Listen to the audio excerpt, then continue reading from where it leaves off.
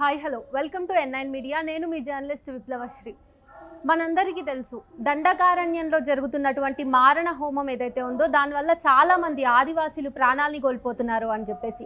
అంతేకాకుండా రీసెంట్గా కూడా మనం మల్టిపుల్ టైమ్స్ ఫేక్ ఎన్కౌంటర్స్ అని చూస్తూ ఉన్నాం న్యూస్ పేపర్లలో. అది మాత్రమే కాకుండా మనం రీసెంట్ అప్డేట్స్ని చూసుకున్నట్టయితే నిన్నగాక మొన్న కూడా ఏదైతే మూలవాసి బచావ్ మంచ్కి సంబంధించినటువంటి నాయకులు ఉన్నారో రఘు అని, ఆ వ్యక్తిని కూడా అరెస్ట్ చేయడం జరిగింది అన్యాయంగా. అతన్ని ఇంతకు ముందు కూడా యాక్సిడెంట్కి గురి చేసి అరెస్ట్ చేయడం జరిగింది. మరి ఈ సందర్భంలో హైదరాబాద్లో ఈరోజు ఒక జాతీయ మహాసభల ఆధ్వర్యంలో కొంతమంది మహోమహులు హైదరాబాద్కి రావడం జరిగింది. ఈ నేపథ్యంలో ఛత్తీస్గఢ్లో పరిస్థితులు ఎట్లా ఉన్నాయి, అక్కడ ఆదివాసులకి సంబంధించి పరిస్థితులు ఎట్లా ఉన్నాయి, దండకారణ్యంలో అసలు ఏం జరుగుతుంది అనే విషయాలన్నింటినీ కూడా మన దగ్గర షేర్ చేసుకోవడానికి ప్రస్తుతం మన దగ్గర ఒక వ్యక్తి ఉన్నారు. ఆదివాసులకి లాయర్గా ఉంటూ వాళ్ళకి హెల్ప్ చేస్తూనే కాకుండా యాక్టివిస్ట్గా ఉంటూ కూడా వాళ్ళు ఎట్లా ఫైట్ చేస్తే బాగుంటుంది అని చెప్పేసి ముందుండి అక్కడ జరుగుతున్నటువంటి ఉద్యమాన్ని నడిపిస్తున్నటువంటి బేలా భాటియా గారు ఉన్నారు. సో వారితో మాట్లాడి ఇంకా ఎన్నో అంశాలని మనం చర్చించే ప్రయత్నం చేద్దాం. Hello ma'am. Hello, happy to see you here. First of all, you have been working in Chhattisgarh for almost a decade, right? And what are the main changes you have seen in the course of this period? See, the thing is, I've been associated with Bastar, so not the rest of Chhattisgarh, but Bastar I've been closely, I've worked, and now I live there, but I've quite a close observation since 2006, because I'd started visiting Bastar regularly. That time I was doing research, and then later in January 2015 I moved there full time, and I've been working there and living there since. I work now as a lawyer and also as a human rights activist, and I write from time to time. So in terms of the main changes, I would say that the situation has worsened. I mean, that is the change, that now the war has intensified, the counter-insurgency has intensified ever since the announcement of Home Minister Amit Shah that the Maoists would be wiped out by March 2026. So all of 2024 has been bad, and 2025 has also been bad. Now when I say bad, what is happening? What is happening is that the militarization has increased. Like, we have at least 200 camps now. I think Bastar must be the most militarized zone in the country. I think at least 1 lakh paramilitary or maybe more is there. And then in terms of the population of Bastar, for every 9 persons, we have 1 force. Okay. So that is the kind of proportion. And in interior regions, you find that after every 3 to 5 kilometers, you have a camp. So there's heavy presence of the paramilitary there. There's very many different types of forces there, and as a result, there's constant surveillance, there's constant combing and searching operations, and since Amit Shah's announcement, they're also doing joint operations with states, neighboring states. So greyhounds from Telangana, C60, I think they are C60, they are called 60 or C20, no, I think C60 from Gadchiroli.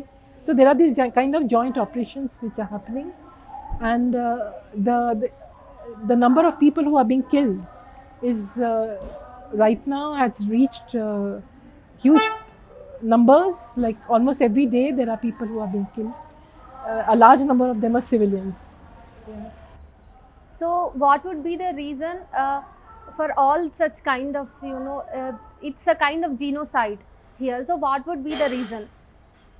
See, the state is invoking the Maoists as their reason, that they are saying that they are fighting armed insurgency, and therefore they need the paramilitary, they need the force, they need advanced technology like drones and so on. Now on the ground, what we see is that there is a simultaneous development which is of the inroad of private capitalist corporates So we can very clearly see that there is a direct correlation between the increase in militarization and the inroad of corporates, because Bastar is a very rich resource area. So in terms of iron ore, bauxite, there's even gold now and so on. So the thing is that in our ground studies, what we have found is that the location of the paramilitary camps sometimes is such that it is protecting the mining area. So therefore you can very clearly see that they the by having a large number of paramilitary on the ground, what happens is, and the constant surveillance and so on, what happens is that you're keeping the entire population under check. There's suspicion, and on mere ground of suspicion there are large number of people who are being put behind bars. So even roughly 1000 people, they say, have been arrested in the course of last 1 year. And as a lawyer, I can tell you that many of these kind of cases are fabricated and false cases, even though the case may follow a genuine incident. So there may have been an incident of an IED blast or an ambush by the Maoists. So there is an incident, but then they have not seen the persons concerned, because often these incidents happen in the night. So on mere suspicion, then they catch the ordinary Adivasis wherever they can catch them. So they may find them in the jungles, they may find them while they are going to the hospital, somebody who is going to the PDS shop to get ration. So anybody who is young, who is strong, could be arrested. Okay. Ma'am, in the morning session of today's NAPM's meeting, you have told that there is no leading person behalf of Adivasis in order to make this movement successful. So, in this aspect, you have been working with the people of, Bastar region. So, what do you think? Is there really nobody to help the Adivasis? Or if even there are somebody to help them, then what might be the reasons they are going back? Going back meaning? Going back and not protecting the Adivasis or not fighting against the government. No, what I meant was this. See, there is the underground struggle being waged by the Maoists. But in terms of overground struggle against the government through open and democratic means, we had a very powerful movement which came up in 2021. So this was in a village called Silgair in Bijapur district. So what had happened is that overnight the paramilitary camp came on the village land. So the next day, some of the leaders of the village went to discuss this with the camp officials, but they did not have a proper discussion. They were shooed off. So that led to a movement. So a large number of people, in thousands, they came and they were protesting against the camp, that why are you here without telling us? You didn't tell us. You didn't have there was no Gram Sabha. So under the PESA Act and so on, this is complete violation. So this is the kind of dialogue they were having. So that is when the police opened fire and they killed 3 Adivasis on the spot, and 2 others later they succumbed to their injuries. So that led to the formation of a very powerful youth-led movement called the Mulwasi Bachao Manch. So in the next few years, since 21 till now it's 25. So till 30th October 2024, when Mulwasi Bachao Manch was banned under the Chhattisgarh Special Public Security Act, saying that they are front of the Maoists. And until this period, I have personally been witness to the very powerful open struggles that Mulwasi Bachao Manch led. And these were against or these were basically raising questions of law, of legal procedure, and basically saying that the rule of law should prevail. The paramilitary camps should not come overnight. We should get to know in advance. There should be some consultation. So even if you make a camp for our security, you say you're doing this for our security, so please consult us. If you're making roads, then we don't want these really wide roads, we want small roads. So they were really wanting to discuss all this, and they were raising all these kind of issues. And then during this period when fake encounters happened and all, then they would also protest against all that. So in many of their protests and dharnas and all that, I have personally been there, and they were completely open struggles. People were not armed at all. I mean, they had nothing, and they were there sometimes through seasons, so for months altogether they would be on dharna. But I'm sorry to say that the government did not respond. The government responded respond in a constructive manner. Their problems were not heard. Instead, attempt was made to repress them. So many dharna sites were either police came and they destroyed the dharna site, or burnt the dharna site, or arrested the leading activists. So this was what was going on. But there was no effort to really try to listen to them, and what are they saying, listen to the grievances, because this is what we expect from a government in a democracy.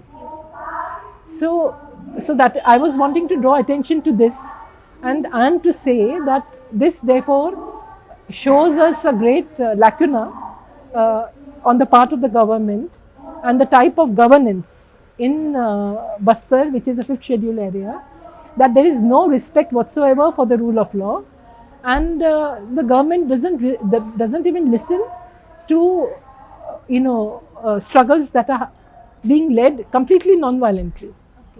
So this has happened, and instead this youth movement was declared to be a front of the Maoists, and banned on 30th October. And many of the activists are now behind bars, including young women activists like Sunita. Yes, 2 days ago, the president of Mulwasi Bachao Manch, somebody called Raghu Midyami, is also behind bars. Before that, somebody called Suresh, Shankar, like that. There are many people who are now behind bars. Ma'am, as you said, the massive movement Silinger has widely spread into the whole state. But do you really think that these kind of movements will definitely bring change among the people and from the governments? So are you expecting any positive change from the government with these kind of movements? See, the thing is that this movement now has been put to an end because it's been banned. So now the thing is that because I was telling you about this large scale military presence, and now all people who are raising issues through democratic means, they all get labeled as urban Naxals, or some label or the other which is related to the Maoists. So the point is this, that in any kind of a society, I mean, we are right now sitting in Hyderabad. I mean, Hyderabad has seen the Naxalite movement, as well as there are many other movements here, like Dalit movement, women's movement, environment movement. Right now we are attending the 30 years of NAPM, National Alliance of People's Movement. So the point is that there are many different movements, and many of their ideologies are not Marxist-Leninist Maoist ideologies.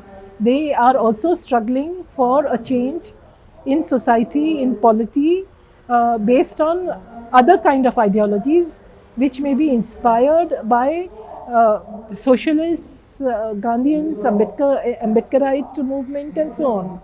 So now the thing is, the government is, what we see is that the government is responding to all movements, all dissent in a similar way. Okay.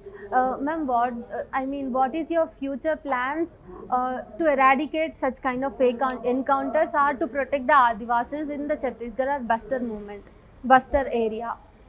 No, I think we have to keep doing ground reporting. We have to try to always be with the people. We have to stand in solidarity with the people. We have to continue to draw attention to their suffering, and we have to try to bring the truth out to the Indian public.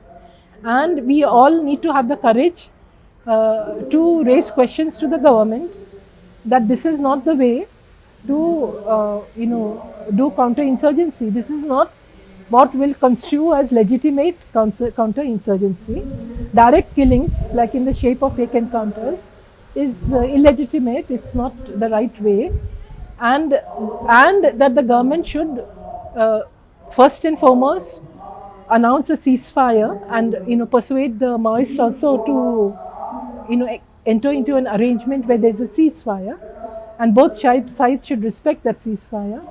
Then the government should respect the rule of law and not do anything which will alienate the Adivasi population. So therefore the government should freeze mining, all controversial mining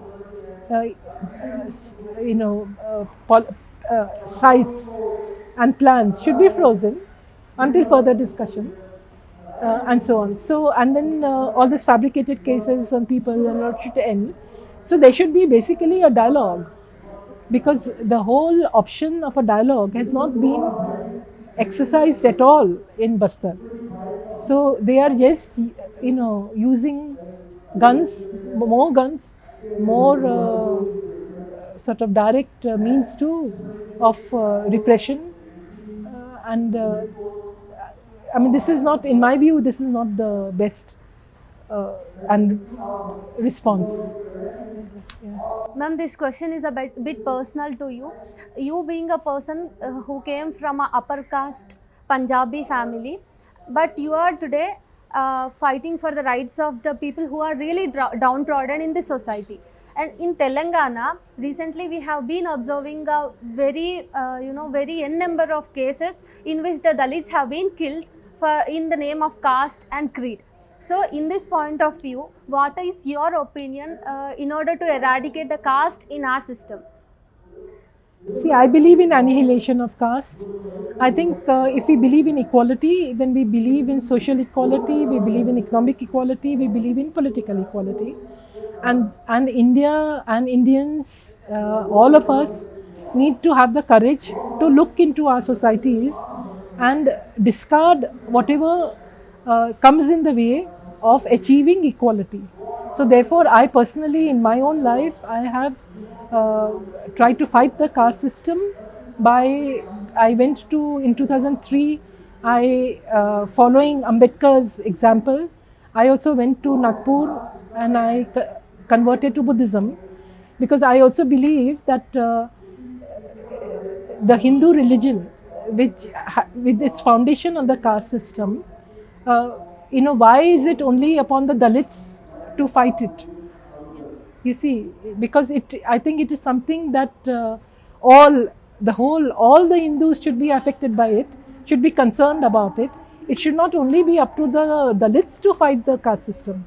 Everybody should fight the caste system. Everybody should discard it. I mean, there's no need to have castes at all. You can have communities, not vertical communities. You can have horizontal, equal communities. So if people still want to have certain customs, some of those kind of practices, because our country is very diverse, it has many different types of many languages, many cultures. So one would not like, I feel homogenization is not possible, but all of this should be based on the principle of equality, which is not vertical. Vertically, is not possible. It's hierarchical. So therefore, it should be horizontal. So you can have your own communities which are completely equal, you see. Okay, thank you so much, ma'am. చూశారు కదా, మనం తరచుగా వార్తల్లో చదువుతున్నటువంటి fake ఎన్కౌంటర్లకి సంబంధించి అసలు బస్తర్లో ఏం జరుగుతుంది అనే విషయం మీద ప్రభుత్వము ఆదివాసీల సమస్యల పట్ల, అక్కడ ఆదివాసీల కోసం ఉన్నటువంటి రాజ్యాంగ విలువల పట్ల ఎట్లా స్పందిస్తుంది, ఎట్లా ప్రవర్తిస్తుంది అనేటటువంటి రాజ్యం యొక్క ప్రభావాన్ని లేదంటే రాజ్యం యొక్క స్వరూపాన్ని మనం మ్యామ్ మాటల్లో తెలుసుకున్నాము. అంతేకాకుండా పర్సనల్గా మ్యామ్ కూడా దళిత్ మూమెంట్లో ఉండడం కానివ్వండి, లేకపోతే మన సమాజం నుంచి కుల నిర్మూలన జరగాలని బలంగా భావించినటువంటి తన వ్యక్తిగత దృక్పథాన్ని కూడా మనతో పంచుకోవడం జరిగింది. మొత్తానికి మనం తెలుసుకోవాల్సింది ఏంటి అంటే 2 విషయాలు. ఒకటి, బస్తర్లో జరుగుతున్నటువంటి పరిస్థితులతో పాటు మన సమాజంలో తెలంగాణలో కూడా రీసెంట్గా కొన్ని సంఘటనల్ని మనం చూసి ఉన్నాము. దళితుల మీద అణచివేత ఉంది, దళితులను చంపడం జరిగింది. మరి ఈ నేపథ్యంలో కుల నిర్మూలన అనేది నిజానికి ఒక అట్మోస్ట్ గోల్. మనం అది రీచ్ అయితే చాలా వరకు సాధించవచ్చు అని చెప్పేసి మ్యామ్ మాటల్లో మనం తెలుసుకున్నాము. N9 మీడియాకి టచ్లో ఉండండి, ఇంకెన్నో విషయాల్ని మీ దాకా తీసుకొస్తాను. Thank you.